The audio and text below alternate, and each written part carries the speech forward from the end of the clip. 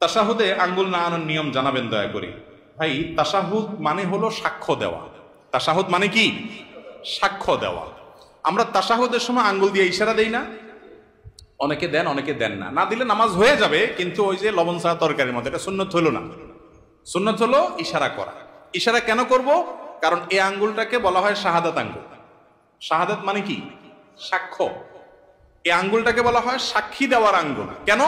কারণ সাধারণত আদালতে, বিচারে, কোনো কিছুতে সাক্ষী দিতে হলে আঙ্গুলটা ব্যবহার হয়। অমুক এটা করেছে, অমুক এটা করেছে, এটা দেখায়া যে কোনো কিছুকে ফিক্স করা হয়। এই জন্য এটাকে সাক্ষী দেওয়ার আঙ্গুল বলা হয়।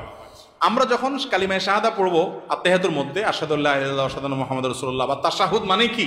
সাক্ষ্য দেওয়ার দোয়া বা সাক্ষ্য দেওয়ার বাক্য, কালিমা। এটা পাঠের সময় আমরা আঙ্গুল তুলে সাক্ষ্য দেব। মুখে সাক্ষ্য দিচ্ছি, আবার আঙ্গুল তুলেও কি দিচ্ছি? আমি সাক্ষ্য দিচ্ছি যে আল্লাহ ছাড়া কোনো সত্যিকারের কোনো মাবুদ নাই, মুহাম্মদ সাল্লাল্লাহু আলাইহি ওয়াসাল্লাম আল্লাহর গোলাম এবং রাসূল। এই কথা কি দিচ্ছি? সাক্ষ্য দিচ্ছি। মুখে সাক্ষ্য দিচ্ছি, আবার আঙ্গুল তুলেও কি দিচ্ছি? সাক্ষ্য দিচ্ছি। এজন্য তাশাহুদের সময় আঙ্গুল তোলাটা কি? সুন্নাত। তাশাহুদ পাঠের সময় আঙ্গুল তোলা কি রে ভাই? সুন্নাত। এই আঙ্গুল কিভাবে তুলবেন? এটার পদ্ধতি হলো, এই যে দুইটা আঙ্গুল, এই কোনই আঙ্গুল এবং তার পাশেরটা, এই দুইটাকে ভেঙে ফেলবেন। এভাবে ভেঙে ফেলবেন। এরপর তিনটা থাকবে, তো আর এই দুইটা দিয়ে আংটি বানাবেন। এভাবে মাথা জোড়া দিবেন এবং এটা ইশারার সময় এরকম উঠাবেন। বুঝতে পেরেছেন? আবার আপনার তাশাহুদ পড়া শেষ বা বৈঠক শেষ, তখন আপনি কি করলেন? আবার এটাকে স্বাভাবিক করে ফেললেন। কথা বুঝতে পারছেন তো?